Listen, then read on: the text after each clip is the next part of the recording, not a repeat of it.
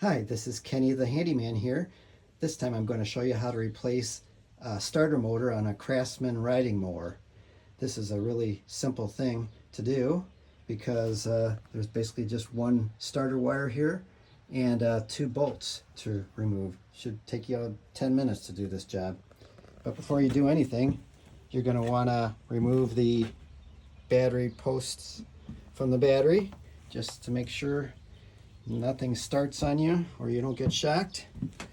So once you've done that, and just to verify that it's not a battery problem, you should be putting your meter on the battery to make sure it's at least 12.4 volts.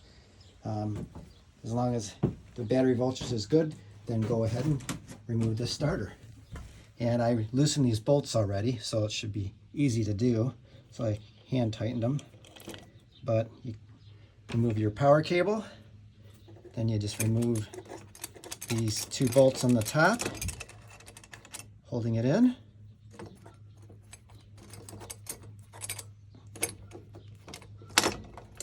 There you go. The starter motor pops out that easily. And here I have a replacement motor right here, which I'm just going to pop in the same way. And you should be good to go once you got that all set. Hope that helps.